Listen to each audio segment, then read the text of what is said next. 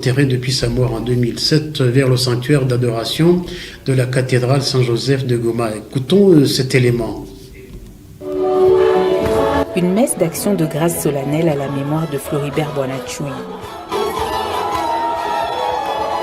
La ville de Goma affiche toutes ses couleurs pour cette ultime étape après la béatification le 15 juin à Rome du jeune natif de Goma assassiné en 2007. L'archevêque de Lubumbashi, Monseigneur Fulgence Muteba, président de la Conférence épiscopale nationale du Congo, rappelle dans son homélie l'exemple que représente le désormais bienheureux de l'Église catholique. Floribert était fonctionnaire de l'État. Nous connaissons la conception que nous avons des fonctionnaires de l'État dans notre société. Il a fait la différence en démontrant que celui qui est armé de la foi en Jésus-Christ ne peut pas reculer devant l'invasion des antivaleurs. Floribert Boanatchoui a été tué en 2007 alors qu'il était directeur de l'Office congolais de contrôle au Nord Kivu. Un jour, il refuse de valider l'entrée de plusieurs tonnes de denrées alimentaires avariées. Il reçoit des menaces, résiste aux tentatives de corruption. Le 7 juillet 2007, il est enlevé. Son corps est retrouvé 2 jours plus tard, présentant de multiples traces de torture. Certains membres de famille sont présents à la cérémonie, dont la mère de Floribert Boanatchoui.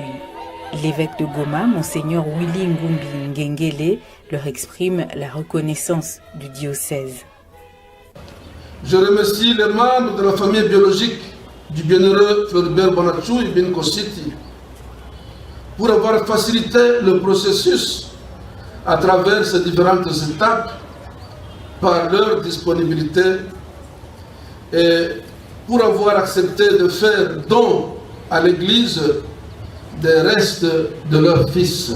La joie est immense chez les membres de la communauté Saint-Egidio dont faisait partie Floribert Boanatchoui avant sa mort. Nous sommes très heureux d'avoir un bienheureux sorti de notre communauté Saint-Egidio. Floribert respectait les principes fondamentaux de la communauté. Voilà pourquoi il est mort en luttant contre la corruption.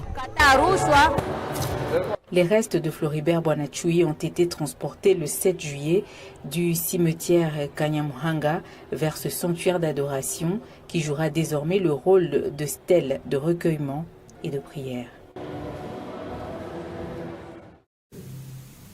Un incendie a ravagé 750